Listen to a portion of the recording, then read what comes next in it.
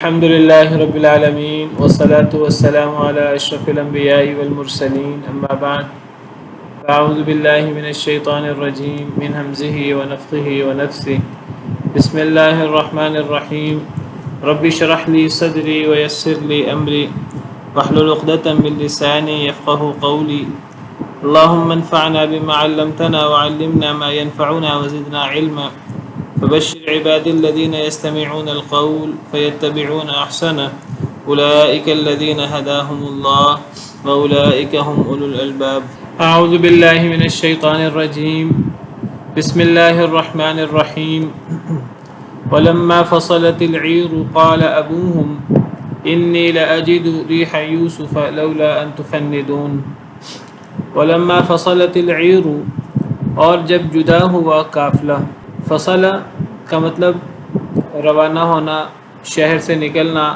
تو سیدنا یوسف علیہ السلام کو بھائی ملے اور انہوں نے سیدنا یوسف علیہ السلام سے غلے کا مطالبہ کیا اور کہا کہ ہمارے پاس پونجی بھی کم ہے اور ہمارے گھر والوں کو بڑی تکلیف اور دکھ پہنچا ہے، تو آپ ہمیں غلہ بھی دیں اور آپ بنیامین کے بارے میں بھی کوئی فیصلہ فرمائیں، ہمارے پاس قیمت بھی کم ہے، ہم پر احسان کریں۔ تو سیدنا یوسف علیہ السلام ان کا دل پسیج گیا اور انہوں نے بھائیوں کو بتا دیا کہ میں ہی یوسف ہوں اور بنیامین میں نے ان کو عزت و احترام سے اپنے پاس رکھا ہوا ہے، اور بھائیوں کو ان کی کارستانیاں یاد کروائیں کہ تم نے پہلے یوسف کے ساتھ اور بنیامین کے ساتھ تم کیا کرتے تھے، کبھی تم نے اس پر غور کیا ہے؟ تو بھائیوں نے اپنی غلطی کا اعتراف کیا اور سیدنا یوسف علیہ السلام کی فضیلت اور مقام جو اللہ نے انہیں دیا تھا اس مقام کا بھی اعتراف کیا اور کہا لقد آثرک اللہ علینا، اللہ کی قسم اللہ نے آپ کو ہم پر ترجیح دی ہے اور ہم ہی خطا کار تھے۔ تو اب حضرت یوسف علیہ السلام نے انہیں فرمایا کہ جاؤ میری قمیص لے جاؤ اور جا کر حضرت یعقوب علیہ السلام کے چہرے پر، میرے باپ کے چہرے پر ڈال دینا، تو وہ جو غم کے مارے ان کی بینائی چلی گئی ہے تو وہ ان کی بینائی واپس لوٹ آئے گی۔ اور پھر حضرت یوسف علیہ السلام نے ان سے کہا کہ اپنے سب گھر والوں کو میرے پاس مصر میں لے آؤ۔ اب یہ سارا واقعہ ہم نے کل پڑھا تھا۔ تو اب یہ قافلہ مصر سے روانہ ہوا ہے کنعان کی طرف، واپس سیدنا یعقوب علیہ السلام کی طرف جو کنعان رہتے تھے، حضرت یوسف کے بھائی بھی۔ تو یہ واپسی حضرت یوسف کی قمیص لے کر تاکہ وہ باپ کے چہرے پر ڈالی جائے، اور پھر باپ کو اور تمام گھر والوں کو لینے کے لیے یہ قافلہ اب مصر سے نکلا ہے واپسی کے لیے۔ اب یہاں سے یہ قافلہ نکلا ہے ولما فصلت العیر، اور جب قافلہ جدا ہوا، روانہ ہوا، یعنی مصر سے کنعان جانے کے لیے۔ قال ابوہم، تو کہا ان کے باپ نے، انی لاجد ریح یوسف، بے شک میں البتہ میں پا رہا ہوں یوسف علیہ السلام کی خوشبو، ریح بو، تو یہاں خوشبو مراد ہے، میں یوسف کی خوشبو پا رہا ہوں، لولا ان تفندون، اگر نہ یہ کہ تم مجھے پاگل سمجھو، اگر تم میرا مذاق نہ اڑاؤ تو میں یوسف کی خوشبو پا رہا ہوں۔ وہاں سے وہ قافلہ نکلا مصر سے، اور یہاں سے اللہ تعالیٰ نے معجزاتی طور پر سیدنا یعقوب علیہ السلام کو سیدنا یوسف علیہ السلام کی خوشبو پہنچا دی۔ کنعان میں حضرت یعقوب موجود ہیں اور ابھی وہاں سے قافلہ نکلا ہے مصر سے، تو حضرت یعقوب علیہ السلام کو سیدنا یوسف علیہ السلام کی خوشبو آنا شروع ہو گئی۔ تو وہ جو وہاں موجود تھے ان کے پاس گھر والے، وہ ان سے کہنے لگے اگر تم مجھے بیوقوف نہ سمجھو تو مجھے یوسف کی خوشبو آ رہی ہے۔ اب دیکھیے کہ بھائیوں کو تو پتہ لگ گیا کہ یہ عزیز مصر جو مصر کے تخت پہ بیٹھا ہے یہی یوسف ہے علیہ السلام، لیکن ابھی بھائی مصر سے نکلے ہیں، ابھی واپس کنعان پہنچ کر انہوں نے باپ کو بتایا نہیں ہے، اور ابھی باپ کو معلوم نہیں ہے کہ یوسف علیہ السلام مل گئے ہیں اور بنیامین بھی جیل میں نہیں ہیں، اور معاملات جو سارے تھے وہ حل ہو گئے ہیں۔ تو ابھی یعقوب علیہ السلام کو اس بات کا علم نہیں ہوا، بھائیوں کی طرف سے یہ بات بتائی نہیں گئی، بھائی بھی نکلے ہیں مصر سے، اللہ نے معجزاتی طور پر یعقوب علیہ السلام کو تو یوسف کی خوشبو سونگوا دی۔ اب حضرت یعقوب علیہ السلام پہلے بھی یوسف علیہ السلام کا تذکرہ کرتے تھے بہت زیادہ، اور اتنا تذکرہ کرتے تھے کہ کئی دفعہ گھر والے وہ ملامت کرتے کہ آپ اتنا زیادہ تذکرہ نہ کریں حضرت یوسف کا، اتنا ان کو یاد نہ کریں، جس طرح ہم نے پیچھے پڑھا چند آیات پہلے کہ جب حضرت یوسف، جب بنیامین بھی واپس نہ آئے، بڑا بھائی بھی واپس نہ آیا، تو حضرت یوسف اپنے ان بیٹوں کی یاد کے ساتھ یوسف کی یاد مزید تازہ ہو گئی، اور باپ کی آنکھیں سفید ہو گئیں، وَبِيَضَّتْ عَيْنَاهُ مِنَ الْحُزْنِ فَهُوَ كَظِيمٌ۔ تو اس وقت بھی گھر والوں نے توجہ دلائی حضرت یعقوب علیہ السلام کو، تَاللَّهِ تَفْتَأُ تَذْكُرُ يُوسُفَ حَتَّى تَكُونَ حَرَضًا أَوْ تَكُونَ مِنَ الْهَالِكِينَ، کہ اللہ کی قسم آپ تو یوسف کا تذکرہ کرتے رہیں گے حتیٰ کہ آپ ہلکان ہو جائیں گے، آپ آپ بھول جائیں گے یا آپ ہلاک ہی ہو جائیں گے، اتنا آپ یاد کرتے ہیں یوسف کو۔ تو اتنے یاد کرنے سے آپ ہلکان ہو کر، آپ بھول کر ہی آپ ختم نہ ہو جائیں۔ باپ کی محبت بھی تھی، اور یعنی ان کا کہنا یہ تھا کہ اتنا زیادہ یاد نہ کریں، اتنا زیادہ یاد کریں گے تو یہ آپ کی صحت کے لیے نقصان دہ ہوگا۔ تو گھر والے بعض دفعہ اس بات پر ملامت بھی کرتے، تنبیہ بھی کرتے، تو اسی لیے فرما دیا کہ میں یوسف کی خوشبو پا رہا ہوں، تو اگر تم مجھے بے وقوف نہ سمجھو، تم دوبارہ یہ بات نہ کہو کہ آپ جو ہے یہ وہی حضرت یوسف کی محبت کی شدت ہے، وہ شدت خوشبو بن کر آپ کو آ رہی ہے۔ تو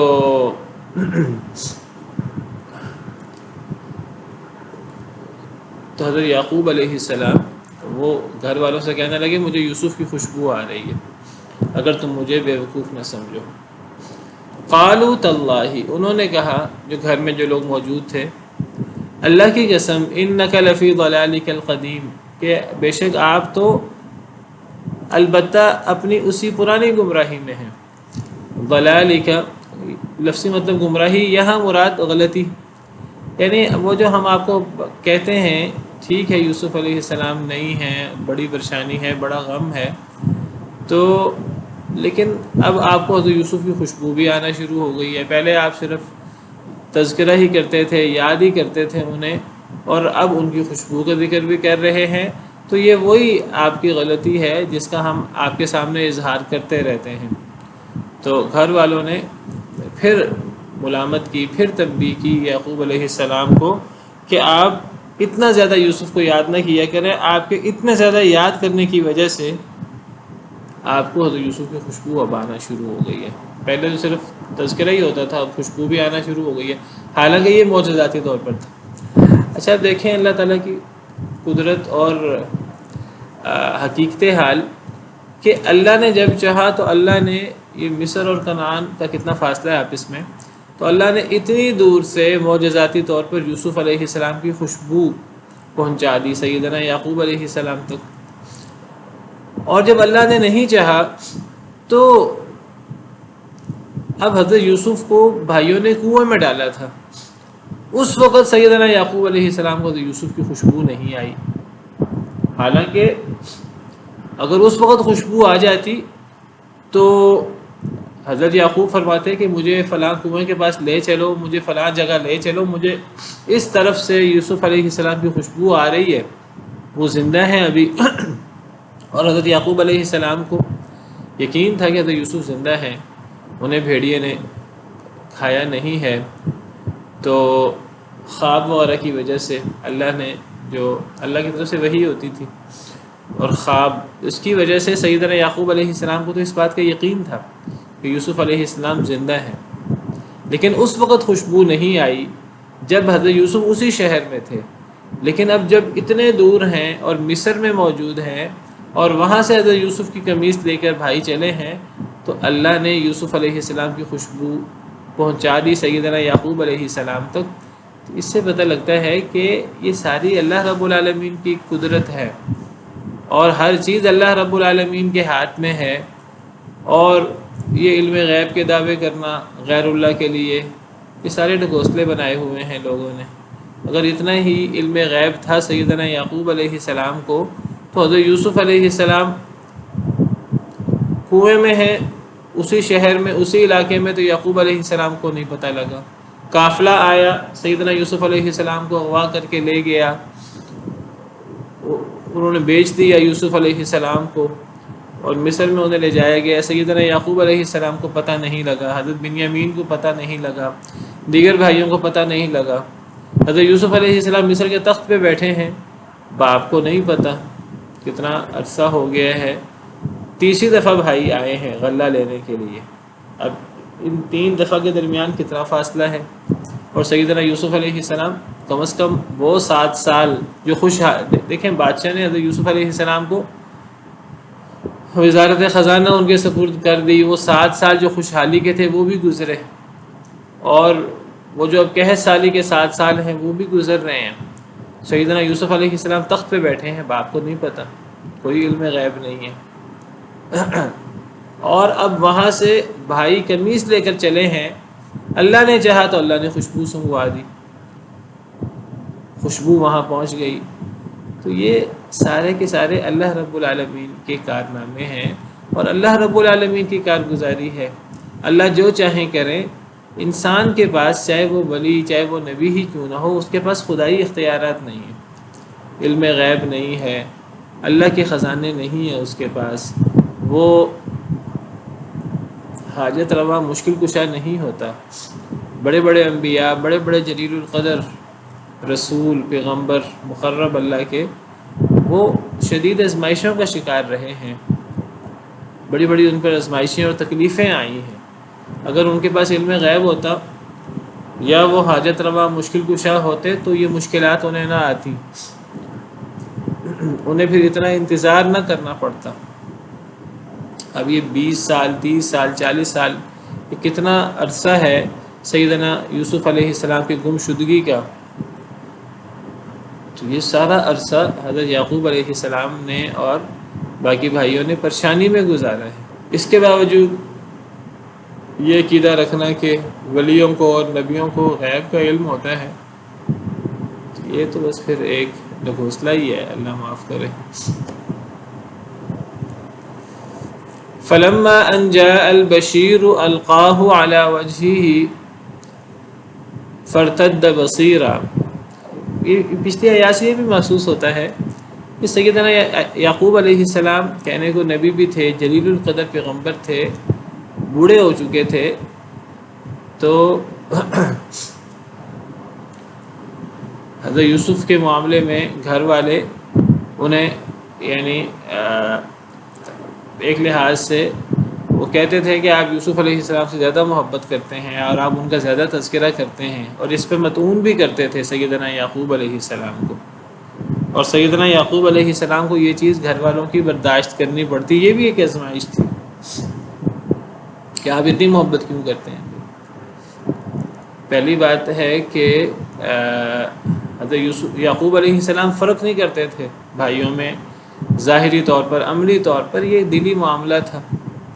اور پھر اس کے پیچھے سیدنا یوسف علیہ السلام کہتے ہیں ہونہار بروا کے چکنے چکنے پات، تو وہ جو بچپن سے ہی سیدنا یوسف علیہ السلام کی خوبیاں، ان کی اچھی عادتیں، ان کا حسن اور باقی چیزیں، وہ جب نظر میں تھیں تو اس سے دل کے اندر محبت زیادہ ہو جائے کسی کی تو اس پر بندے کا اختیار بھی نہیں ہوتا۔ اور پھر سیدنا یعقوب علیہ السلام کے دل میں حضرت یوسف کی محبت ہمیشہ رہی، تو اس پر بھی گھر والے کئی دفعہ متون کر دیتے تھے۔ یہ بھی ایک آزمائش تھی سیدنا یعقوب علیہ السلام کی۔ انہوں نے ذکر تو کیا مجھے یوسف علیہ السلام کی خوشبو آ رہی ہے، لیکن ساتھ ہی کہا کہ مجھے بے وقوف نہ سمجھو۔ تو بہرحال گھر والوں نے وہی کہا کہ آپ تو اپنی پرانی روش پر ہیں، اپنی پرانی غلطی اور پرانا وہ جو یوسف علیہ السلام کی محبت، جو شدید محبت آپ کے دل میں ہے، یہ وہی چیز ہے۔ تو کوئی خوشبو وغیرہ نہیں ہے۔ فلما ان جاء البشیر، پس جب یہ کہ آ گیا بشارت دینے والا، القاہ علی وجہہ، اس نے ڈالا اس کو یعنی قمیص کو، علی وجہہ اس کے چہرے پر یعنی یعقوب علیہ السلام کے چہرے پر، فرتد بصیرا، پس وہ لوٹ آئے دیکھتے ہوئے۔ اب وہ بھائیوں کا قافلہ واپس پہنچ گیا گھر، اور گھر پہنچ کر انہوں نے حضرت یوسف علیہ السلام کی ہدایت کے مطابق حضرت یوسف علیہ السلام کی قمیص باپ کے چہرے پر ڈال دی، اور باپ کی بینائی لوٹ آئی۔ اب حضرت یوسف علیہ السلام نے یہ بات مصر میں ہی فرما دی تھی، جاؤ میری قمیص لے جاؤ اور میری قمیص میرے باپ کے چہرے پر ڈال دینا، تو اس سے میرے باپ کی بینائی واپس لوٹ آئے گی۔ اب اس قسم کی آیات سے بھی یہ لوگ استدلال کرتے ہیں، دیکھو جی حضرت یوسف کو کیسے پتہ لگا؟ بھائی حضرت یوسف اللہ کے نبی ہیں، اللہ کے پیغمبر ہیں، اور اللہ کے پیغمبر پر اللہ کی وحی نازل ہوتی ہے، تو اللہ نے وحی سے بتا دیا۔ یہ ایک معجزہ ہے۔ اگر اس قسم کے معجزات سے استدلال کرنے لگے اور اس قسم کے معجزات سے نبیوں کو عالم الغیب کہنے لگے، تو نبیوں کو پھر نبی ماننے کا اور مقصد کیا ہے؟ یعنی جب نبی کو نبی مانا جاتا ہے، جب نبی کی نبوت پر ایمان لایا جاتا ہے، تو گویا کہ اس بات پر ایمان لایا جاتا ہے ان پر اللہ کی طرف سے وحی ہوتی ہے، اور اللہ کی طرف سے وحی، اللہ تعالیٰ وحی میں بہت سارے معجزات دے سکتے ہیں، اللہ تعالیٰ بہت سی ماضی کی باتیں بتا سکتے ہیں جو اللہ چاہیں، اللہ مستقبل کی باتیں بتا سکتے ہیں جو اللہ چاہیں۔ تو یہ اللہ کی طرف سے یہ باتیں وحی کی جاتی ہیں، اللہ کی طرف سے وحی یہ باتیں جب ہوتی ہیں تو نبی کو غیبی بعض امور پر اطلاع ہو جاتی ہے، بعض غیبی امور کا نبی کو پتہ لگ جاتا ہے جو اللہ بتانا چاہتے ہیں۔ تو اس سے نبی کا عالم الغیب ہونا نبی کی ذاتی صلاحیت تو ثابت نہیں ہوتی۔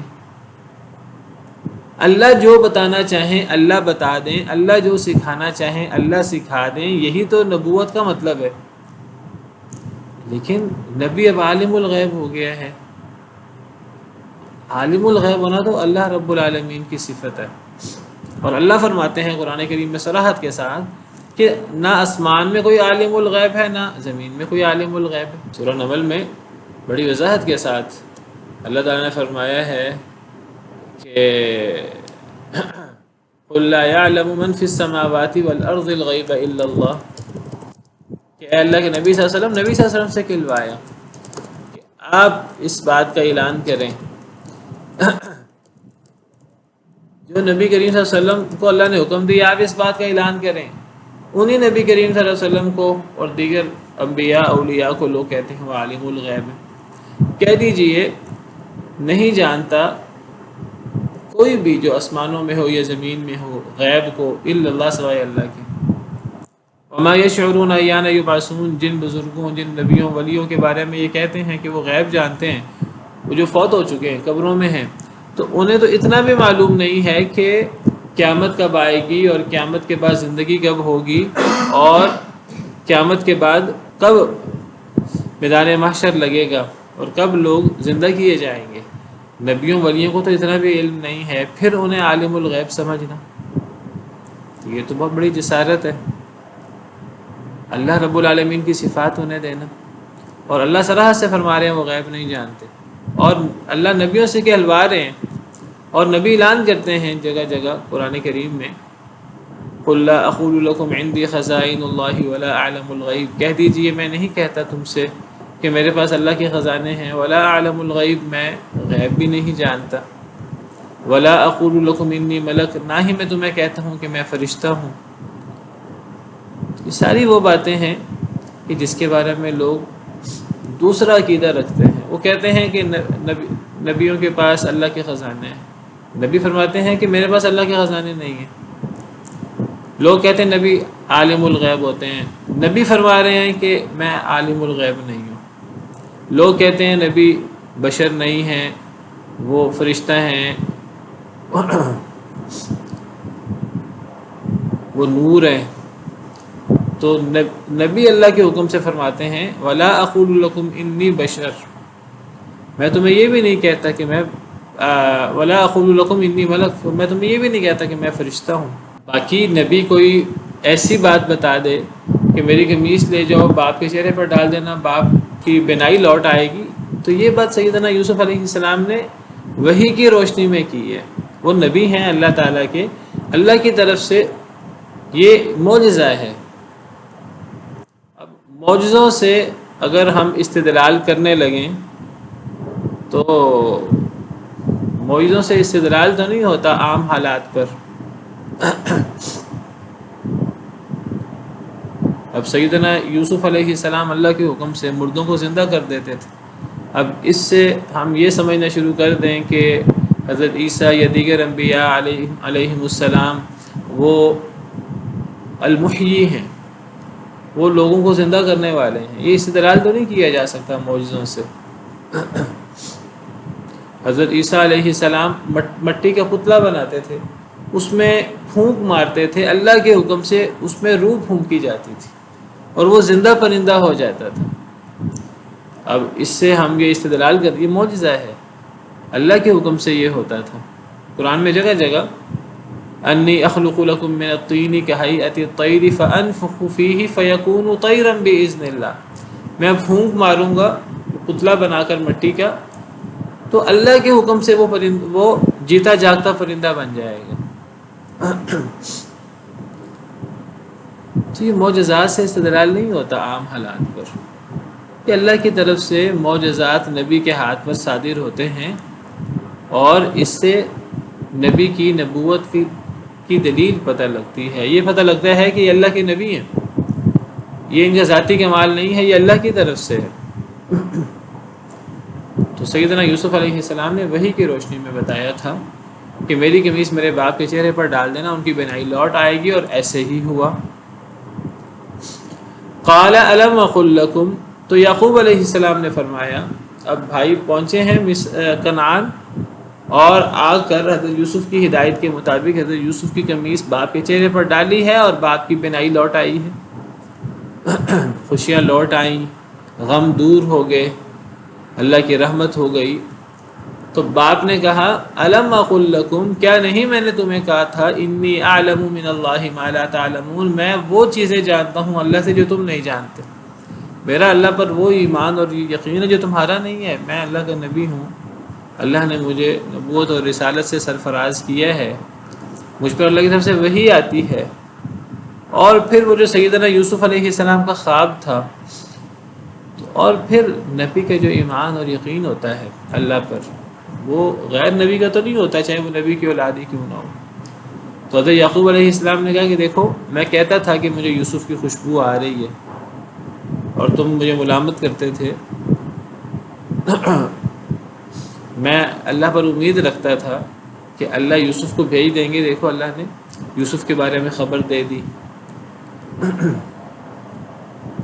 قالوا یا ابانا استغفر لنا ذنوبنا، انہوں نے کہا اے ہمارے ابا جان، استغفر لنا ذنوبنا، بخشش طلب کریں ہمارے لیے، ذنوبنا ہمارے گناہوں کی، اے ابا جی اللہ سے ہمارے گناہوں کی بخشش طلب کریں، اللہ سے دعا کریں کہ اللہ ہمارے گناہ معاف کر دے، ہم نے بڑی کمیاں، بڑی کوتاہیاں، بڑی زیادتیاں کی ہیں۔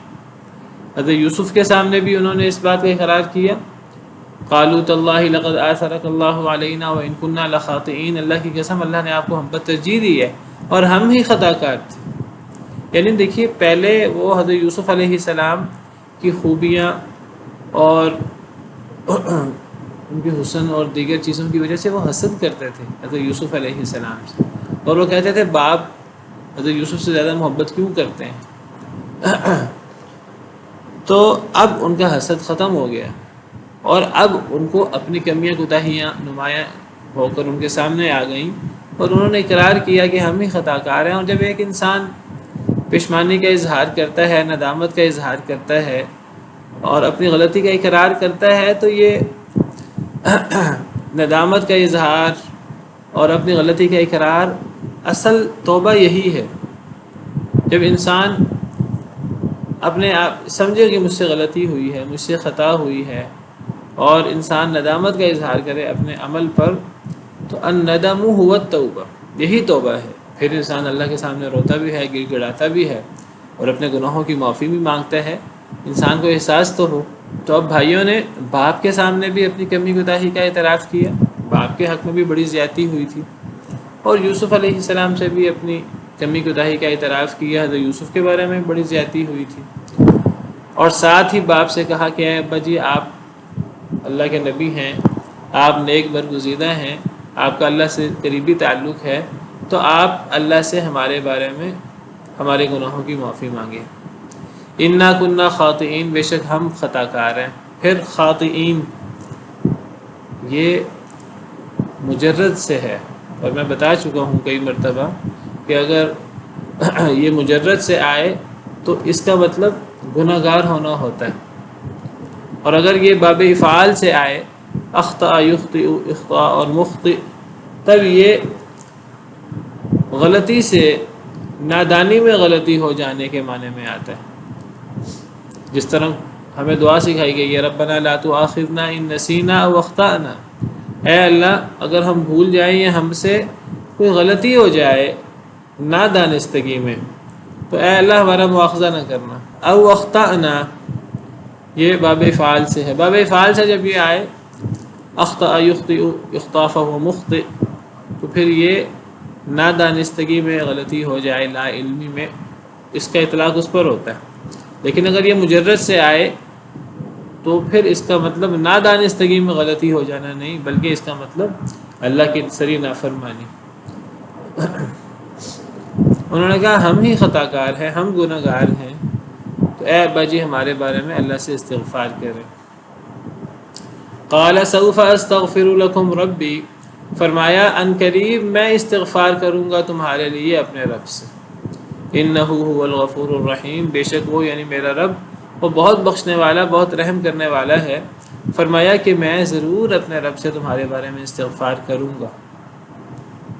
تم سے غلطی ہوئی ہے، جب تم غلطی کا اقرار کر رہے ہو، توبہ کرنا چاہتے ہو، تو بڑی اچھی بات ہے، میں ضرور تم سے تمہارے بارے میں اللہ تعالیٰ سے معافی طلب کروں گا، تمہارے بارے میں دعا کروں گا۔ اللہ تعالیٰ بہت غفور ہیں، بہت رحیم ہیں، کوئی بندہ شرمسار ہو تو اللہ تعالیٰ معاف کر دیتے ہیں۔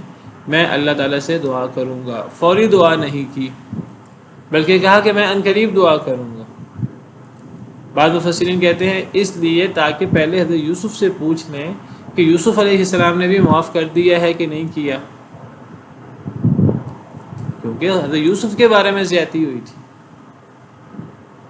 تو جس سے زیادتی ہوئی وہ معاف ہی نہ کرے تو پہلے یہ تو پتہ لگے اس نے معاف کیا کہ نہیں کیا۔ بعض مفسرین کہتے ہیں کہ مقصود یہ ہے کہ میں ابھی نہیں، میں رات کی سحری کے وقت تمہارے لیے استغفار کروں گا، اللہ سے معافی مانگوں گا، کیونکہ کچھ اوقات ایسے ہیں جو بابرکت ہوتے ہیں، اس میں دعا کرنے اور دعا کی قبولیت کے زیادہ امکان ہوتے ہیں، جس میں رات کا حصہ، اللہ سے مناجات اور سحری کے وقت، والمستغفرین بالاسحار والصابرین والصادقین والقانتین والمنفقین والمستغفرین بالاسحار، سحری کے وقت اللہ سے استغفار کرنے والے نیک لوگ، تو سحری کے وقت اللہ سے استغفار کرنا اس کی بڑی فضیلت ہے۔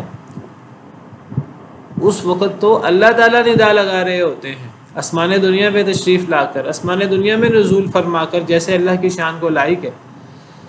ہر روز رات کے آخری تہائی حصے میں اللہ تعالیٰ آسمان دنیا میں نزول فرماتے ہیں، جیسے اللہ کی شان کو لائق ہے، اور اللہ فرماتے ہیں کیا کوئی استغفار کرنے والا ہے جو مجھ سے معافی مانگے میں اس کو بخش دوں؟ کیا کسی کی کوئی حاجت، کوئی ضرورت ہے جو مجھ سے تقاضا کرے میں اس کی ضرورت پوری کر دوں؟ تو میں اس وقت اللہ سے تمہارے لیے استغفار کروں گا۔ اللہ عالم، جو بھی مراد ہو۔ اس سے پتہ لگتا ہے کہ کسی بزرگ سے دعا کے بارے میں، استغفار کے بارے میں کہا جا سکتا ہے۔ اب یہ واقعہ تو پرانی شریعت کا ہے، لیکن پرانی شریعت کی وہ چیزیں جس کو قرآن کریم میں ذکر کیا گیا ہے اچھے طریقے سے اور اس کو منسوخ نہیں کیا گیا، تو وہ احکامات ہمارے لیے بھی ہیں۔ اور یہ بات صرف پرانی شریعتوں سے ثابت نہیں ہوتی، نیک اور زندہ بزرگ سے دعا کروانا، بلکہ یہ قرآن کریم میں نبی کریم صلی اللہ علیہ وسلم کے حوالے سے بھی یہ بات موجود ہے۔ سورہ نساء میں اللہ تعالیٰ فرماتے ہیں وَلَوْ أَنَّهُمْ إِذْ ظَلَمُوا أَنفُسَهُمْ جَاءُوكَ فَاسْتَغْفَرُوا اللَّهَ وَاسْتَغْفَرَ لَهُمُ الرَّسُولُ لَوَجَدُوا اللَّهَ تَوَّابًا رَحِيمًا سورہ نساء آیت نمبر 64۔ وَلَوْ أَنَّهُمْ إِذْ ظَلَمُوا أَنفُسَهُمْ، اور اگر بے شک وہ اپنے آپ پہ ظلم کر بیٹھیں، لوگ مسلمان اگر لوگ اپنے آپ پہ ظلم کر بیٹھیں، کسی سے کوئی کمی کوئی زیادتی ہو جائے، یہ ظلم ہوتا ہے، چھوٹا ظلم ہو بڑا ظلم ہو، صحابہ بھی انسان تھے، ان سے بھی کمی کوتاہی ہو جاتی تھی، اور اگر بے شک یہ لوگ جب ظلم کر بیٹھیں اپنے آپ پر جاؤ کا، پھر یہ آپ کے پاس آئیں، فاستغفروا اللہ، پھر یہ اللہ سے بھی معافی مانگیں اپنے کوتاہی کی، اپنی کمی کی، واستغفر لهم الرسول، رسول بھی ان کے لیے اللہ سے استغفار کرے، اللہ سے ان کے لیے معافی مانگے، لوجد اللہ تواب الرحیم، البتہ یہ وہ پائیں گے اللہ کو بہت رجوع فرمانے والا، بہت رحم کرنے والا۔ تو اللہ تعالیٰ نے اس آیت کریمہ میں بتایا کہ اگر صحابہ ان سے کوئی کمی کوتاہی ہو جائے جنگ احد کے موقع پر، جیسے آپ کی یعنی صحابہ کرام نادانی میں ان سے نبی صلی اللہ علیہ وسلم کی حکم عدولی ہو گئی، آپ نے کچھ لوگ کھڑے کیے تھے پہاڑ پر اور آپ نے فرمایا تھا کہ میرے حکم کے بغیر یہاں سے ہٹنا نہیں ہے، انہوں نے سمجھا کہ فتح ہو گئی ہے، بس اب آپ کا حکم فتح تک ہی تھا، حالانکہ آپ کا فرمانا یہ تھا جب تک میں نہ کہوں تب تک یہاں سے ہٹنا نہیں ہے۔ تو اللہ تعالیٰ فرماتے ہیں کہ اگر کوئی کمی کوتاہی ہو جائے صحابہ سے، پھر وہ آپ کے پاس آئیں، پھر وہ اللہ سے بھی اپنی گناہ کی اپنی کوتاہی کی معافی مانگیں، اور نبی بھی ان کے لیے اللہ سے استغفار کرے، تو اللہ تعالیٰ وہ اللہ کو رجوع کرنے والا رحم کرنے والا پائیں گے۔ تو اس سے پتہ لگتا ہے کہ صحابہ کرام نبی کریم صلی اللہ علیہ وسلم سے دعائیں کرواتے تھے، اور نبی کریم صلی اللہ علیہ وسلم صحابہ کے لیے دعائیں کرتے تھے، استغفار اور دیگر دعائیں۔ اور یہی بات سیدنا یوسف علیہ السلام کے بھائی اپنے باپ سے کہہ رہے ہیں کہ ہم ہی خطا کار تھے، ہم سے ہی کمی کوتاہی ہوئی ہے، تو ہمارے بارے میں آپ اللہ سے استغفار کریں، آپ اللہ کے نیک بندے ہیں۔ تو حضرت یعقوب علیہ السلام نے ان کی بات کی تردید نہیں کی، ان کی بات کی تائید کی، اور کہا کہ میں ضرور تمہارے لیے اللہ سے معافی مانگوں گا، اور اللہ تعالیٰ بہت بخشنے والا بہت رحم کرنے والا ہے۔ تو اس سے پتہ لگتا ہے کہ بزرگ کو، کسی بزرگ کو، نیک بندے کو، نبی کو دعا کے لیے کہا جا سکتا ہے۔ تو یہ دعا کے اندر وسیلہ اختیار کیا جاتا ہے، تو 3 جائز وسیلوں میں سے یہ ایک جائز وسیلہ ہے۔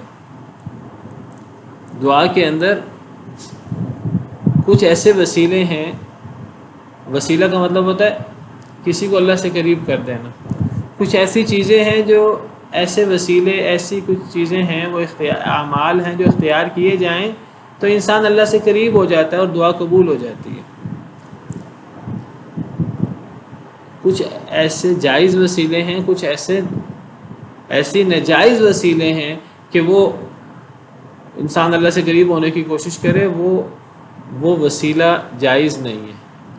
تو ہمیں جائز وسیلے اختیار کرنے چاہیے۔ اصل اصول یہ ہے کہ اللہ تعالیٰ سے ڈائریکٹ دعا کرنی چاہیے، خود اللہ سے دعا کرنی چاہیے۔ انسان اللہ کا برگزیدہ بندہ ہو، نیک ہو، یا انسان گناہ گار ہو، اللہ کے سامنے ہاتھ پھیلائے، دعا کرنا یہ اللہ کی عبادت ہے، اللہ سے مانگنا، تو اللہ سے ڈائریکٹ مانگنا چاہیے۔ جس طرح اللہ تعالیٰ فرماتے ہیں وَقَالَ رَبُّكُمُ ادْعُونِي أَسْتَجِبْ لَكُمْ، تمہارے رب نے کہا کہ مجھے پکارو، میں تمہاری پکار کو قبول کروں گا، ضرور قبول کروں گا۔ اور آگے پھر اللہ تعالیٰ نے اس دعا کو، اس پکارنے کو عبادت قرار دیا، یہ عبادت ہے۔ اور پھر صحابہ کرام نے سوال کیا نبی صلی اللہ علیہ وسلم سے کہ اللہ کو کیسے پکارا جائے، کہ اللہ کو پکارنے کے لیے کوئی واسطے وسیلوں کی ضرورت ہے؟ تو وَإِذَا سَأَلَكَ عِبَادِي عَنِّي، جب میرے بندے میرے بارے میں آپ سے سوال کریں تو اے اللہ کے رسول آپ جواب دے دیجئے انی قریب، کہ میں قریب ہوں، اجیب دعوت الداعی اذا دعان، میں پکارنے والے کی، دعا کرنے والے کی دعا کو سنتا ہوں، قبول کرتا ہوں، مجھے جب بھی پکارے۔ تو اللہ کو ڈائریکٹ پکارنا چاہیے، یہ نہیں بہانے بنانے چاہیے کہ ہم گناہ گار ہیں، اللہ ہماری پتہ نہیں سنتا ہے کہ نہیں سنتا۔ اللہ گناہ گاروں کی نہیں سنتا تو پھر اللہ کن کی سنتا ہے؟ اللہ نہیں سنے گا تو کون سنے گا؟ تو اللہ کو ڈائریکٹ پکارنا چاہیے. اور جب اللہ کو پکارنا چاہیے تو کچھ ایسے طریقے بھی اللہ نے سکھائے ہیں جس سے دعا زیادہ قبول ہوتی ہے، اس کے زیادہ قبول ہونے کا امکان ہوتا ہے. وہ جائز 3 وسیلے ہیں. ان 3 وسیلوں میں سے ایک وسیلہ اللہ کو اللہ کے اسماء و صفات کا، پیارے پیارے ناموں کا واسطہ دیا جائے دعا کرتے وقت. جیسے اللہ تعالیٰ سورہ اعراف میں فرماتے ہیں وَلِلَّهِ الْأَسْمَاءُ الْحُسْنَى فَادْعُوهُ بِهَا. تو میں ذکر کر رہا تھا کہ اللہ کو ڈائریکٹ پکارنا چاہیے، اللہ سے ڈائریکٹ دعا کرنی چاہیے. کوئی نیک بندہ ہو، کوئی گناہ گار ہو، اللہ کو پکارنا چاہیے. ہاں کچھ ایسے وسیلے بھی ہیں کہ جن کو اختیار کیا جائے دعا کرتے وقت تو دعا کی قبولیت کے زیادہ امکانات ہوتے ہیں. جائز وسیلے، ایسے اعمال جو ہمیں اللہ سے قریب کر دیں، ان میں سے دعا کرتے وقت ان میں سے ایک عمل اللہ کو اللہ کے اسماء و صفات کا واسطہ دینا. اللہ نے حکم دیا ہے کہ اللہ کے پیارے پیارے نام ہیں، اللہ کو ان ناموں کے ساتھ پکارا جائے، اللہ کو ان ناموں کا واسطہ دیا جائے. اگر اللہ سے مغفرت طلب کرنی ہے تو اللہ کو اللہ کے غفور ہونے کا، اللہ کی صفت مغفرت کا اللہ کو واسطہ دیا جائے. اے اللہ آپ بہت بخشنے والے ہیں تو اے اللہ ہمیں بخش دیجئے. اے اللہ آپ بہت رحم کرنے والے ہیں، آپ ہم پہ رحم کر دیجئے. اے اللہ آپ مضطر اور مجبور لاچار لوگوں کی دعائیں سننے والے ہیں، اے اللہ ہماری دعا سن لیں. امن یجیب المضطر اذا دعا. حضرت زکریا علیہ السلام نے دعا کی اے اللہ مجھے پاکیزہ اولاد عطا کر. کہا ساتھ ہی اے اللہ آپ دعاؤں کو سننے والے ہیں. رب حب لی من لدنک ذریۃ طیبۃ انک سمیع الدعاء. تو ایک ہے کہ اللہ کو اللہ کی صفات کا واسطہ دیا جائے، اللہ نے اس کا حکم دیا ہے دعا کرتے وقت اللہ کو اللہ کی عظیم ناموں کا اور اللہ کی بہترین صفات کا واسطہ دینا چاہیے. دوسری بات جو اللہ تعالیٰ نے فرمائی ہے کہ جب انسان اللہ سے دعا کرے تو انسان اللہ سے دعا کرتے وقت اپنے عمل کو پیش کرے. یہ 2 باتیں ایسی ہیں ان میں اللہ سے دعا ہے، اللہ سے دعا کے ساتھ اللہ کو اللہ کی صفات کا واسطہ دیا جا رہا ہے، یہ کوئی تیسری چیز درمیان میں نہیں ہے. اور دوسری چیز انسان اپنا عمل پیش کرے، اس میں بھی کوئی تیسری چیز الگ سے درمیان میں نہیں ہے. ڈائریکٹ اللہ کو پکارا جا رہا ہے. انسان اللہ کو پکارے، اللہ کے سامنے اپنی حاجت رکھے، اللہ کے سامنے ہاتھ پھیلائے اور انسان یہ کہے کہ اے اللہ میں نے آپ کو راضی کرنے کے لیے یہ عمل کیا، میں نے آپ کو راضی کرنے کے لیے یہ عمل کیا، اے اللہ میرے ان ٹوٹے پھوٹے اعمال کے صدقے میری یہ دعا قبول کر لے. اور یہ بات بھی اللہ نے سکھائی ہے قرآن میں. سورہ فاتحہ جو دعا ہے اس سورہ فاتحہ میں اللہ تعالیٰ دعا کرنے کا طریقہ سکھاتے ہیں. پہلے اللہ تعالیٰ اپنی تعریف کرتے ہیں، یہ اللہ کی تعریف اور اللہ کے اسماء حسنہ کا اللہ کو واسطہ دیا جاتا ہے. الحمدللہ رب العالمین الرحمن الرحیم مالک یوم الدین. اور پھر ایاک نعبد و ایاک نستعین اللہ نے ہمیں سکھایا. سورہ فاتحہ دعا ہے، عظیم ترین دعا ہے. تو اللہ نے سکھایا جب اللہ سے دعا کی جائے تو اللہ کے سامنے اپنا عمل پیش کیا جائے کہ اے اللہ ہم صرف آپ کی عبادت کرتے ہیں، آپ کے علاوہ کسی کی عبادت نہیں کرتے، یہ ہمارا عمل ہے. توحید سے بڑا عمل کیا ہو سکتا ہے؟ وَإِيَّاكَ نَسْتَعِينُ. اے اللہ ہم صرف آپ سے مدد مانگتے ہیں، ہم کسی اور سے مدد نہیں مانگتے، ہم کسی دوسرے کے سامنے ہاتھ نہیں پھیلاتے. اے اللہ ہمارا رب اور ہماری دعائیں سننے والا تو آپ اکیلے ہیں، تو اے اللہ ہماری دعا قبول کر لیں. تو اللہ کو اپنے نیک اعمال کا واسطہ دینا اللہ نے خود سکھایا ہے. اسی طرح سورہ آل عمران میں اللہ تعالیٰ نے ہمیں دعا سکھائی کہ جو نیک لوگ ہیں وہ کس طرح دعا کرتے ہیں. فرمایا کہ وہ دعا اس طرح کرتے ہیں ربنا اننا سمعنا منادیا ینادی للایمان ان آمنوا بربکم فآمنا ربنا فاغفر لنا ذنوبنا. اے اللہ ہم نے ایک منادی کو سنا، ندا لگانے والے کو، وہ ایمان کی طرف لوگوں کو پکار رہا تھا، یعنی نبی، کہ اپنے رب پر ایمان لاؤ. تو اے اللہ ہم نے اس منادی کی، اس ندا لگانے والے کی، نبی کی بات مان لی اور اے اللہ ہم ایمان لے آئے. ابھی ہمارا عمل ہے ہم ایمان لے آئے. تو اے اللہ ربنا فاغفر لنا ذنوبنا، اے ہمارے رب اس لیے ہمارے گناہ بخش دیں کہ ہم آپ پر ایمان لائیں. تو اللہ سے دعا کرتے ہوئے اللہ کو اپنے نیک اعمال کا جو کسی نے اللہ کی رضا کے لیے کیے ہوں ان کا واسطہ وسیلہ پیش کرنا چاہیے، اللہ نے خود سکھایا ہے۔ اسی طرح صحیح حدیث مبارکہ میں وہ 3 لوگوں کا ذکر ہے، صحیح بخاری وغیرہ کی حدیث میں، بنی اسرائیل کے 3 لوگ جو غار میں پھنس گئے تھے، تو پھر نکلنے کی کوئی راہ نہیں نکلتی تھی، تو انہوں نے کہا کہ اللہ کے سامنے اپنے نیک اعمال پیش کر کے جو ہم نے صرف اللہ کی رضا کے لیے کیے ہوں ہم اللہ سے دعا کرتے ہیں، تو اللہ تعالیٰ اس پتھر کو، بھاری پتھر کو جس کو ہم ہلا بھی نہیں سکتے، تو اس کو اللہ تعالیٰ جو ہے وہ لے جائے اور ہم غار سے نکل جائیں۔ انہوں نے اپنے اعمال پیش کیے، نیک اعمال، اور اللہ سے دعا کی، اللہ نے صرف دعا سے پتھر ہٹا دیے، پتھر جو ان سے ہل بھی نہیں رہا تھا تو اس کو اللہ تعالیٰ نے ہٹا دیا۔ تو بتایا کہ انسان اللہ سے دعا کرتے ہوئے اپنے نیک اعمال کا واسطہ پیش کر سکتا ہے، اور میں جیسے ذکر کر رہا ہوں یہ کوئی تیسری چیز نہیں ہے۔ اللہ کو اللہ کی صفات کا واسطہ دینا دعا میں، یا اللہ کو اپنے نیک اعمال کا واسطہ دینا، تو یہ کوئی تیسری چیز نہیں ہے اللہ اور بندے کے درمیان۔ تیسرا جائز وسیلہ جو اللہ نے خود سکھایا ہے کہ اگر کسی سے غلطی ہو جائے تو وہ نبی کے پاس آئے، خود بھی اللہ تعالیٰ سے اپنے گناہ کی معافی مانگے، اور نبی بھی اس کے لیے استغفار کریں، نبی بھی اس کے لیے اللہ کے سامنے گڑ گڑائیں، لوجد اللہ تواب الرحیم، تو وہ اللہ کو بہت توبہ قبول کرنے والا، بہت رحم کرنے والا پائیں گے۔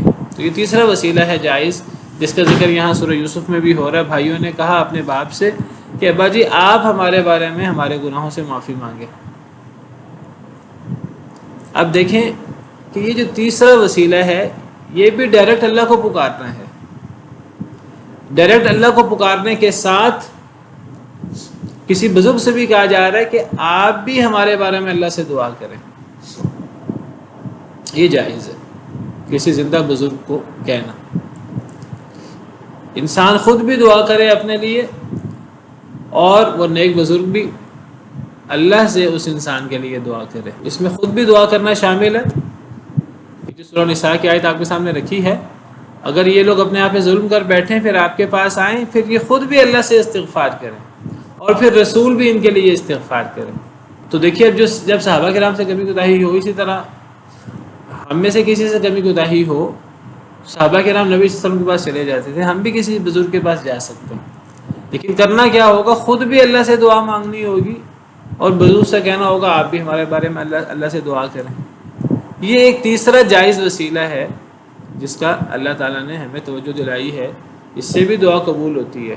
اب آپ دیکھیں اس تیسرے وسیلے میں بھی ڈائریکٹ اللہ سے مانگا جاتا ہے، اس میں بھی اللہ اور بندے کے درمیان کوئی چیز نہیں آ رہی۔ مجھ سے غلطی ہوئی، میں اپنی غلطی کی اللہ کے سامنے فریاد کرتا ہوں اور اللہ سے کہتا ہوں اے اللہ میری غلطی، میری کمی کوتاہی معاف کر دے، میں ڈائریکٹ اللہ کو پکار رہا ہوں، لیکن میں ساتھ کسی بزرگ، کسی عالم دین، کسی اللہ کے ولی سے بھی کہہ دیتا ہوں، میں جس کو سمجھتا ہوں کہ وہ نیک ہے، تو میں اس سے بھی کہہ دیتا ہوں آپ بھی میرے لیے دعا کرنا۔ تو اگر وہ بھی میرے لیے دعا کرے تو دیکھیے اس نے بھی تو ڈائریکٹ اللہ کو پکارا ہے، میں بھی اپنے بارے میں، اپنی کمی کے بارے میں، کوتاہی کے بارے میں اللہ کو پکار رہا ہوں ڈائریکٹ، اور وہ بھی اللہ کو پکار رہا ہے کہ اے اللہ اس کو معاف کر دے۔ دیکھیے کسی کے لیے دعا کی جا سکتی ہے، اس میں کوئی ممانعت نہیں ہے۔ کیا انسان اپنے لیے، اپنے ماں باپ کے لیے، اپنے بزرگوں کے لیے دعا نہیں کر سکتا؟ کر سکتا ہے۔ ہمیں اللہ نے دعا سکھائی ہے ربنا اغفر لی ولوالدی وللمؤمنین یوم یقوم الحساب، حضرت ابراہیم کی دعا ہے، اے اللہ مجھے بھی معاف کر دے، میرے ماں باپ کو بھی معاف کر دے۔ انسان کسی کے لیے دعا کر سکتا ہے، کوئی شخص فوت ہو جائے، ماں باپ، تو بچے ان کے لیے دعا کریں، تو یہ نیک بچے ہیں اور یہ صدقہ جاریہ ہے انسان کے لیے، تو کسی کے لیے دعا ہو سکتی ہے۔ تو ایک بندہ گناہ گار ہے، خطا کار ہے، وہ خود بھی اللہ سے اپنے گناہوں کی معافی مانگے اور کسی بزرگ سے کہہ دے کہ آپ بھی ڈائریکٹ اللہ کو پکاریں اور آپ بھی اللہ سے دعا کریں کہ اللہ مجھے معاف کر دے، تو یہ بالکل ایک جائز وسیلہ ہے۔ تو تو یہ اختیار کرنے کی بالکل اجازت ہے اور اللہ نے یہ سکھایا ہے۔ اب ایک ناجائز وسیلہ ہے، لوگ سارے جائز وسیلے کو چھوڑ کر جو اللہ نے سکھائے ہیں ایک ناجائز رستہ اختیار کرتے ہیں۔ وہ کیا رستہ اختیار کرتے ہیں کہ لوگ مزاروں پہ چلے جاتے ہیں اور لوگ کہتے ہیں کہ اے اللہ اس بزرگ کے صدقے مجھے معاف کر دے، اور وہ دلیل کیا پیش کرتے ہیں؟ کہتے ہیں دیکھو جی سورہ نساء میں موجود ہے، صحابہ کرام کو اللہ نے فرمایا ہے کہ اگر یہ صحابہ کرام اپنے آپ پہ ظلم زیادتی کر بیٹھے تو یہ رسول کے پاس آ جائیں، اگر رسول زندہ ہو تو رسول کے پاس آ جائیں، اگر رسول اللہ کے پاس چلے گئے ہیں تو ان کی قبر پہ آ جائیں۔ یہ تو نہیں ہے قرآن کی آیت میں، ذرا آیت دوبارہ پڑھ لیجئے۔ یہ تو نہیں ہے کہ کوئی زندہ ہو تو اس کے پاس جا کے دعا کرا لی جائے، کوئی فوت ہو گیا تو اس کی قبر پہ جا کے اس کے وسیلے سے خود ہی دعا کر لی جائے۔ یہ تو نہیں لکھا اس آیت میں۔ اس آیت میں کیا لکھا ہے؟ اگر بے شک وہ لوگ اپنے آپ پہ ظلم کر بیٹھیں پھر وہ آپ کے پاس آئیں، آپ کے پاس آنے کی بات ہے، آپ کی قبر مبارک پہ آنے کی بات نہیں ہے۔ اچھا پھر آگے دیکھیے، فاستغفر اللہ، وہ خود بھی اللہ سے استغفار کریں اور رسول بھی ان کے لیے استغفار کرے۔ یہ شرط بہت ضروری ہے کہ وہ نیک بندہ ان کے لیے استغفار کرے۔ وہ رسول بھی ہو سکتا ہے، اور میں نے جیسے ذکر کیا رسول کے علاوہ کوئی اور نیک بندہ بھی ہو سکتا ہے، ضروری نہیں کہ اللہ کا نبی ہی ہو، وہ کوئی اللہ کا نیک بندہ ہو سکتا ہے، لیکن اس کے لیے اس کا زندہ ہونا ضروری ہے کہ وہ باقاعدہ اللہ سے استغفار کرے، اللہ سے دعا کرے۔ یہ نہیں ہوگا کہ ہم اللہ کے سامنے کسی کا واسطہ پیش کریں گے، اگر ہم سے کمی ہوئی ہے ہم اللہ سے اپنی کمی کوتاہی کی معافی مانگیں گے ڈائریکٹ، اور کسی بزرگ سے کہیں گے کہ آپ بھی دعا کریں ہمارے لیے، اللہ سے ڈائریکٹ، وہ بھی اللہ سے دعا کرے گا۔ اس میں یہ کہاں سے آ گیا کہ ایک بندہ وہ قبر کے پاس جائے اور کہ اے اللہ اس قبر والے کے صدقے مجھے معاف کر دے؟ وہ قبر والے کو تو ہم کہہ نہیں سکتے کہ تم میرے لیے دعا کرو، وہ تو اللہ کے پاس جا چکا ہے، وہ تو ہماری پکار بھی نہیں سنتا۔ اللہ قرآن میں صراحت سے فرماتے ہیں وَمَنْ أَضَلُّ مِمَّن يَدْعُو مِن دُونِ اللَّهِ مَن لَّا يَسْتَجِيبُ لَهُ إِلَىٰ يَوْمِ الْقِيَامَةِ وَهُمْ عَن دُعَائِهِمْ غَافِلُونَ۔ سورہ احقاف میں اس سے بڑھ کر گمراہ کون ہے جو کسی ایسے شخص کو پکارے جو قیامت تک اس کی پکار کا جواب نہ دے سکے، اس کی دعا قبول نہ کر سکے، بلکہ وہ اس کی دعا سے، اس کی پکار سے ہی غافل ہو۔ اس سے بڑی گمراہی کیا ہوگی؟ اللہ اس کو کہتے ہیں یہ سب سے بڑی گمراہی ہے۔ ومن اضل، اس سے بڑھ کر گمراہ کون ہوگا؟ جو اللہ کے علاوہ کسی ایسی شخصیت کو پکارے من لا یستجیب لہ الی یوم القیامہ، جو قیامت تک اس کی بات کو، اس کی دعا کو قبول نہ کر سکے، اس کی حاجت کو پورا نہ کر سکے، قیامت تک پورا نہ کر سکے۔ وہم عن دعائہم غافلون، بلکہ وہ تو ان کی پکار سے ہی غافل ہیں، انہیں پتہ ہی نہیں کہ کسی نے انہیں پکارا بھی ہے۔ کوئی شخص زندہ ہو، اتنی دور سے اسے پکارا جائے، اسے آواز نہیں آتی، تو کوئی شخص اللہ کے پاس جا چکا ہو تو ہزاروں ٹن مٹی کے نیچے اسے ہم قبر کے پاس جا کر پکاریں یا دور سے پکاریں، اسے ہماری آواز نہیں سنائی دیتی، وہ اللہ کے پاس جا چکا ہے۔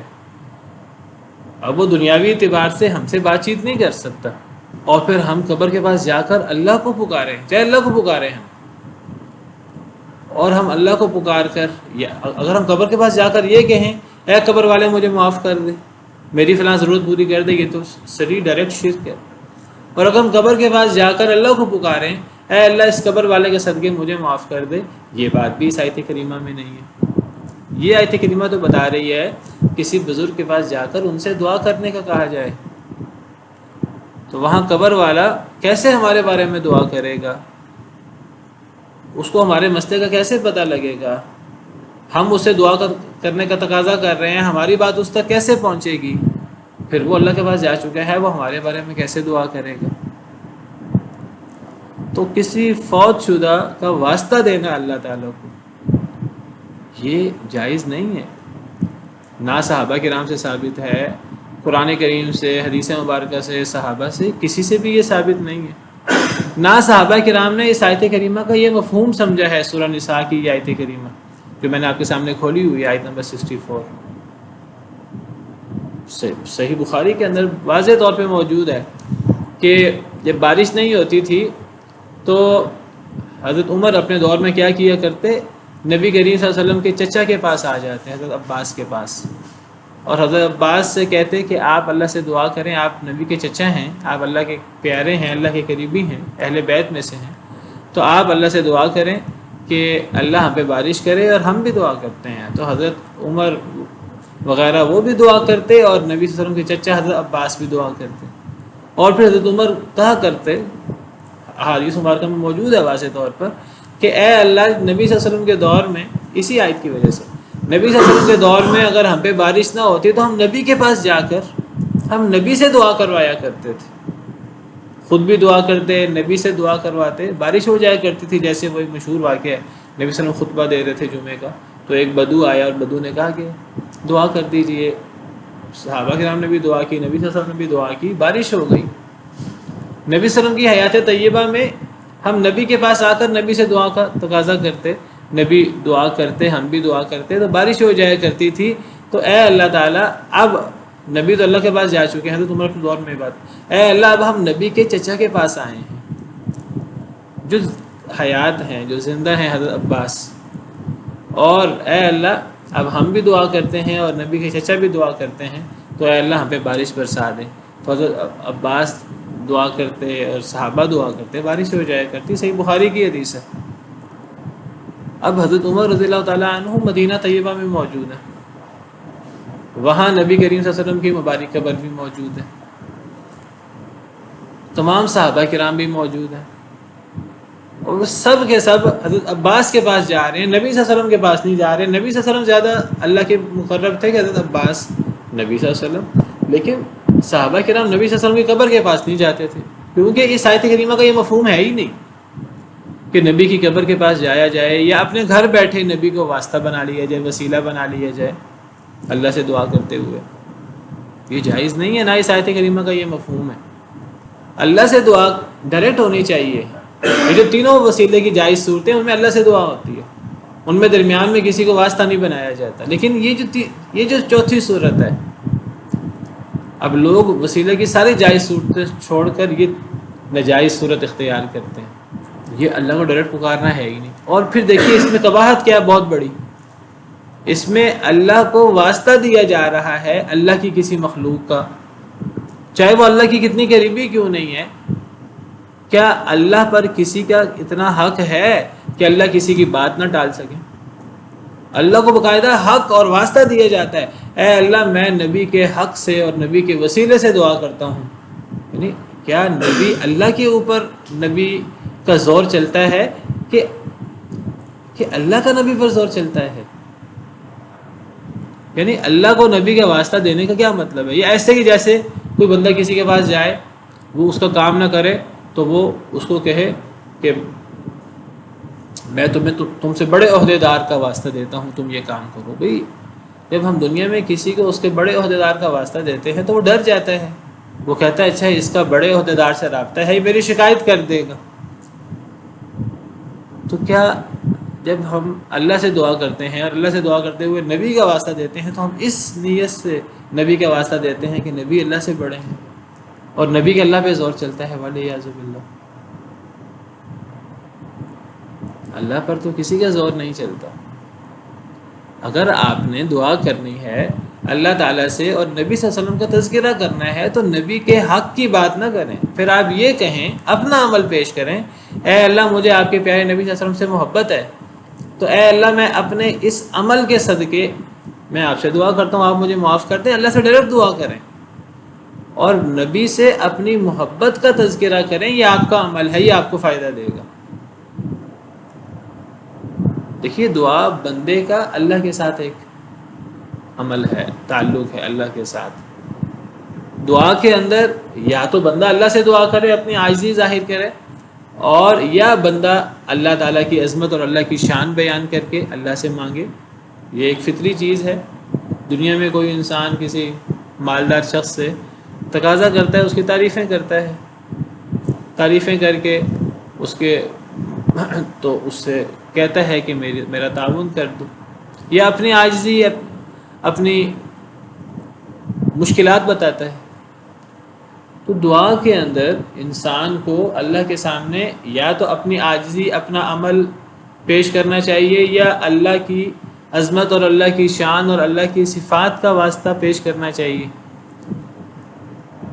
جب ایک انسان اللہ سے دعا کرتے ہوئے کسی تیسری شخصیت کا ذکر کرے، وہ چاہے کتنا ہی نیک کیوں نہ ہو، کہ کسی تیسری شخصیت کی نیکی اور کسی تیسری شخصیت کا اللہ کے ہاں مقام کی وجہ سے اللہ مجھے کیوں معاف کریں گے؟ یعنی میں کہوں کہ اے اللہ میرے ماں باپ بہت نیک تھے، تو اے اللہ میرے ماں باپ کی نیکی کی وجہ سے مجھے معاف کر دے، تو یہ دعا صحیح نہیں ہے۔ اس لیے صحیح نہیں ہے کہ اگر میرے ماں باپ نیک ہیں، میں نیک نہیں ہوں، تو ماں باپ کی نیکی کی وجہ سے مجھے معافی کیوں ملے؟ اے اللہ آپ کے نبی آپ کے بڑے برگزیدہ تھے اور بہت نیک تھے، اور انہوں نے آپ کی بڑی عبادت کی، اور تو ان کے صدقے مجھے معاف کر دیں۔ بھئی وہ تو نبی کی نیکی ہے، نبی کی نیکی سے مجھے معافی کیوں ملے گی؟ میں دعا مانگوں اللہ تعالیٰ سے تو دعا کے اندر یا میرا عمل ہونا چاہیے یا اللہ کی شان اور اللہ کی صفات ہونی چاہیے۔ یہ بالکل ایسی بات ہے جیسے کوئی استاد کسی شاگرد سے کہے کہ استاد صاحب پیپر ہوئے ہیں تو فلاں ہماری کلاس کا لڑکا وہ بہت محنتی ہے، وہ ہمیشہ فرسٹ آتا ہے، تو مجھے آپ نمبر دے دیں، مجھے پاس کر دیں۔ تو استاد کہے گا اس کو کہ بھئی اگر فلاں اسٹوڈنٹ محنتی ہے، فرسٹ آتا ہے، تو میں تمہیں کیوں پھر نمبر دوں، میں اس کو نمبر کیوں نہ دوں؟ یعنی جب کسی سے بات کروں اس کے اندر میرا عمل ہونا چاہیے کہ میں محنت کرتا ہوں، میرا یہ مسئلہ ہے، میری یہ مجبوری ہے کہ میں پڑھ نہیں سکا، تو کسی دوسرے کا میں محنت اور کسی دوسرے کی قابلیت کا واسطہ کیسے دے سکتا ہوں کسی کو؟ تو وسیلے کی یہ صورت کہ اللہ کو کسی کی ذات کا، کسی کی جاہ کا واسطہ دیا جائے، کسی کے حق کا واسطہ دیا جائے، یہ اللہ کی شان کے خلاف ہے، یہ اللہ کو ڈی گریڈ کرنے کے مترادف ہے، والعیاذ باللہ۔ اللہ پر کسی کا حق نہیں چلتا، چاہے وہ اللہ کا نبی اور ولی کیوں نہ ہو۔ ہاں آپ اللہ کے سامنے اگر دعا کریں اور آپ کو نبی کا، کسی نیک شخصیت جو زندہ ہے اس کے پاس جا کے دعا کروائیں، وہ دعا کرے باقاعدہ آپ کے لیے، وہ ٹھیک ہے۔ لیکن اگر کسی نیک شخصیت کا ذکر کرنا جو فوت ہو چکی ہے، تو پھر آپ اس کے ساتھ اپنے تعلق کا ذکر کریں اور آپ کہیں کہ آپ کوئی عمل پیش کریں اس شخصیت کے حوالے سے۔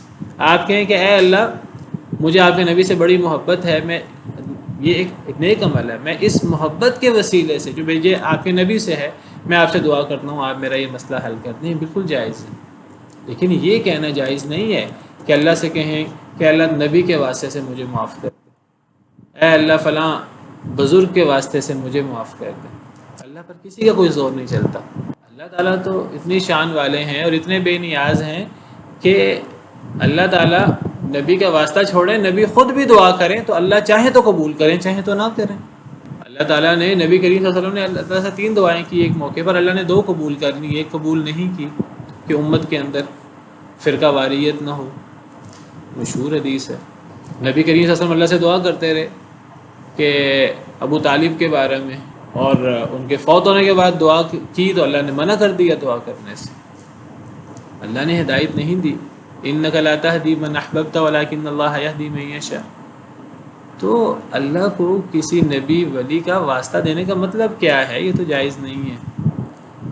ہاں یہ صورت جائز ہے، اس صورت کو چھوڑ کر فوت شدہ بزرگوں کا واسطہ دینا وہ جائز نہیں ہے۔ یہ جو جائز صورت ہے وہ یہ ہے کہ کسی نیک بزرگ کے پاس جا کر اسے دعا کرنے کا کہا جائے۔ یہی معاملہ یہاں ہے۔ حضرت یوسف کے بھائیوں نے کہا اپنے باپ سے کہ اے ابا جان آپ ہمارے بارے میں اللہ سے استغفار کریں۔ بھائی خود بھی استغفار کر رہے تھے، تو انہوں نے کہا کہ آپ بھی ہمارے بارے میں استغفار کریں۔ تو باپ نے کہا کہ میں تمہارے بارے میں استغفار کروں گا، یا تو رات کے وقت استغفار فوری استغفار نہیں کیا ان کے لیے، ان کے سامنے، یا تو مراد یہ ہے کہ میں اکیلے میں رات کی تنہائی میں تہجد کے وقت، سحری کے وقت تمہارے بارے میں استغفار کروں گا، یا مراد ہے کہ یوسف سے پوچھ کر کہ وہ تمہیں معاف کرتے ہیں کہ نہیں کرتے، میں تمہارے بارے میں استغفار کروں گا، وعدہ کر لیا کہ استغفار کروں گا۔ اللہ بخشنے والا رحم کرنے والا ہے۔ تو یہ وسیلے کے دعا میں جائز 3 وسیلے جائز ہیں، ان وسیلوں سے اللہ سے دعا کرنی چاہیے، اس کے علاوہ کوئی اور صورت جائز نہیں ہے۔ سبحان ربک رب العزت عما یصفون وسلام علی المرسلین والحمد للہ رب العالمین۔